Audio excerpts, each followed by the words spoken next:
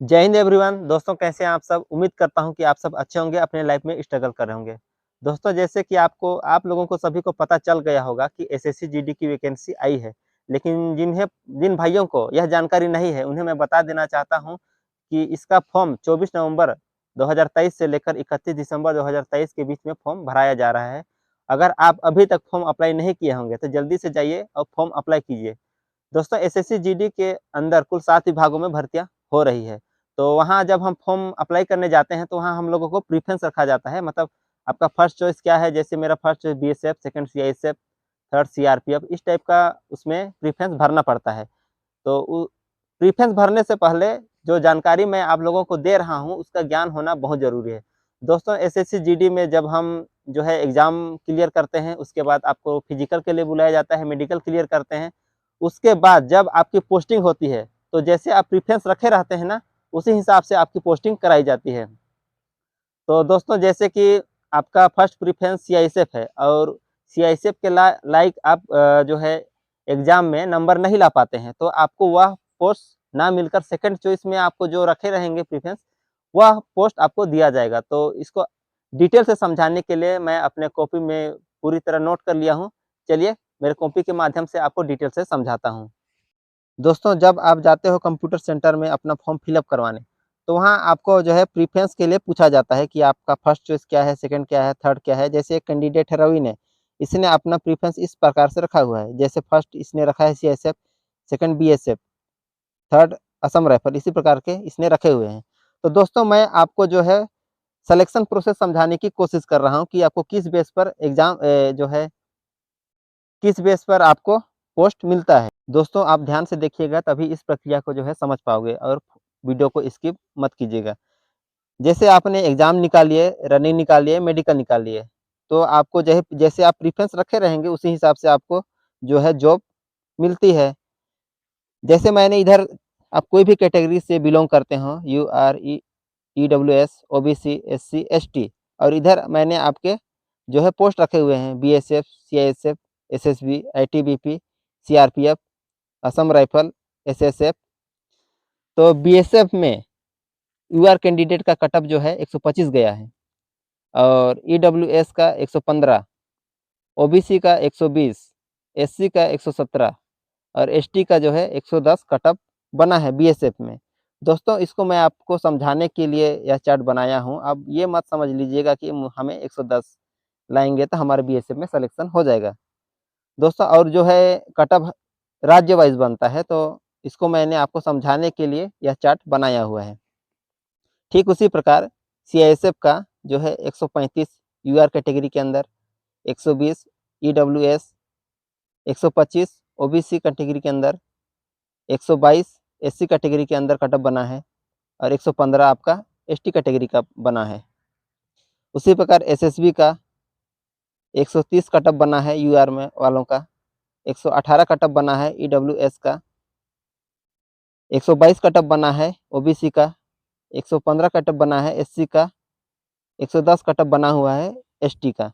इसी प्रकार से मैंने आईटीबीपी के भी इधर कट ऑफ बना दिए हैं, सीआरपीएफ के भी इधर कट ऑफ बना दिए हैं, असम राइफल के भी इधर कट ऑफ बना दिए हैं और उसी प्रकार एसएसएफ वालों का भी इधर कट ऑफ बना दिया है। देखिए ध्यान से देखिएगा दोस्तों, एक कैंडिडेट है रवि, यूआर कैटेगरी के अंदर आता है ये बंदा। इसने एग्जाम में लाया हुआ है 125 मार्क्स। तो इसने जब फॉर्म भरते समय अपना प्रेफरेंस रखा था, फर्स्ट प्रेफरेंस सीआईएसएफ, सेकंड है बीएसएफ, थर्ड है असम राइफल, फोर्थ है उसका एसएसबी, फिफ्थ है उसका आईटीबीपी, सिक्स है उसका सीआरपीएफ। ये सातवां मैंने नहीं भरा हुआ है, सातवां एसएसएफ। तो इसने एग्जाम में मार्क्स लाया था 128 मार्क्स। इसने फर्स्ट प्रेफरेंस रखा हुआ है सीआईएसएफ। चलो भाई इसका कट ऑफ देखते हैं। तो सीआईएसएफ कहाँ है, यहाँ है। सीआईएसएफ का कट ऑफ गया है यूआर वालों का 135 और इसने लाया हुआ है 128।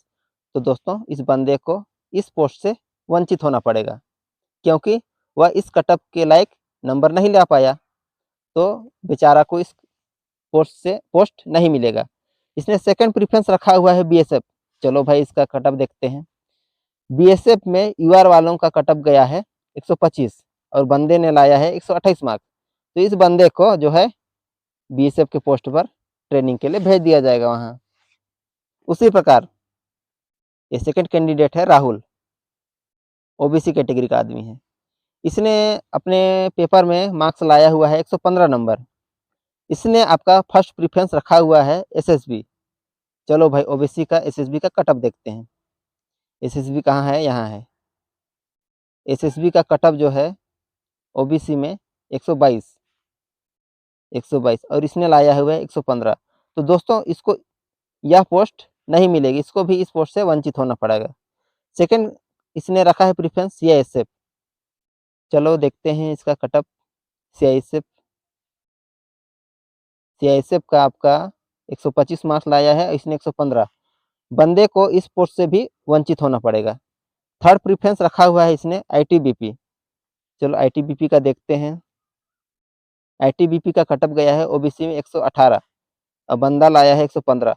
बंदे को इस पोस्ट से भी वंचित होना पड़ेगा। इसी प्रकार इसने फोर्थ प्रेफरेंस में रखा हुआ है बीएसएफ। चलो बीएसएफ का कटअप देखते हैं। इसमें कटअप गया है 120 और इसने लाया हुआ है 115। बंदे को इस पोस्ट से भी वंचित होना पड़ेगा। इस प्रकार इसका प्रेफरेंस है, सेकंड नहीं, इसका 5वें नंबर का प्रेफरेंस है सीआरपीएफ। चलो सीआरपीएफ का कटअप देखते हैं। सीआरपीएफ ओबीसी 110 और इसने लाया हुआ है 115। तो बंदे को इस पोस्ट पर ट्रेनिंग के लिए भेज दिया जाएगा। ये दो उदाहरण से आपको काफ़ी हद तक समझ में आ गई होगी। चलिए तीसरा उदाहरण लेते हैं। आपका एससी कैटेगरी के अंदर ये बंदा आता है सूरज। इसने पेपर में लाया था 110 नंबर। इसने अपना फर्स्ट प्रेफरेंस रखा था बीएसएफ। तो चलिए बीएसएफ में एससी कैटेगरी के अंदर बीएसएफ का कटअप देखते हैं। और इसने बंदे ने लाया है 110 नंबर। बीएसएफ इसका एससी कैटेगरी के अंदर इसका कटअप बना है 117 नंबर और बंदे ने लाया है 110 नंबर। तो दोस्तों इस बंदे को इस पोस्ट से भी वंचित होना पड़ेगा। सेकंड रखा है सीआरपीएफ। चलिए सीआरपीएफ का कटअप देखते हैं। सीआरपीएफ का कटअप गया है एससी कैटेगरी के अंदर 108 नंबर और बंदे ने लाया है 110 नंबर। तो इस बंदे को इस पोस्ट के अंदर ट्रेनिंग के लिए भेज दिया जाएगा। अरे एक बंदा है दिनेश मेरा ही नाम है, मैंने उदाहरण के लिए रख दिया है। एससी कैटेगरी के अंदर ये बंदा आता है। इसने पेपर में लाया था 130 नंबर। तो दोस्तों इसने फर्स्ट प्रेफरेंस रखा है सीआरपीएफ। तो चलिए देखते हैं सीआरपीएफ का कटअप। सीआरपीएफ का कटअप एसटी के अंदर 105 गया है और बंदे ने लाया है 130 नंबर। तो इस बंदे को फर्स्ट प्रेफरेंस में ही जो है पोस्ट मिल जाएगा। दोस्तों यह बंदा एसटी कैटेगरी के अंदर आता है और इसने मार्क्स लाया हुआ है 130। तो दोस्तों यह चाहता तो कोई सा भी पोस्ट इधर का मिल सकता था। हर पोस्ट के कटअप के ऊपर इसने नंबर लाया हुआ है, क्योंकि एसटी कैटेगरी का ये कटअप आप लोग देख सकते हैं। लेकिन ये बंदा क्या करता है, इसको समझ नहीं आता है। कंप्यूटर सेंटर जाता है और कंप्यूटर सेंटर वाला अपने हिसाब से प्रेफरेंस भर देता है। लेकिन इस बंदे को जाना था असम राइफल में, क्योंकि यह बंदा असम साइड का निवासी है। तो बाद में इसको पछताना पड़ गया, क्योंकि प्रेफरेंस वह छांटने के लिए बोला गया तो खुद में सक्षम नहीं था कि क्या करें। तो दोस्तों आप लोगों को क्या है, खुद में एनालाइज कर लेना है और जाके वहाँ प्रेफरेंस भरना है, ताकि आगे चल के आपको पछताना ना पड़े। मेरे द्वारा दिए गए उदाहरण से आप लोग मेरे हिसाब से काफ़ी हद तक समझ गए होंगे, और फिर भी अगर समझ नहीं आता है तो मुझे कमेंट कीजिएगा। जो है आपके कमेंट के हिसाब से मैं वीडियो बनाने की कोशिश करूँगा। और जो भी अगर आपके मन में डाउट हो, आप पर्सनल चैट करना चाहते हो, तो मुझे इंस्टाग्राम में जो है फॉलो कर लीजिएगा और वहाँ मैं आपके मैसेज का रिप्लाई करने की कोशिश करूँगा। तो दोस्तों जब भी आप प्रेफरेंस भरने जाते हैं तो वहाँ पर अच्छे तरह से सोच समझ लीजिएगा कि हमारा फर्स्ट चॉइस क्या है, हम फर्स्ट चॉइस क्या रखें, इस हिसाब से, ताकि आगे चल के जो है पछताना ना पड़े।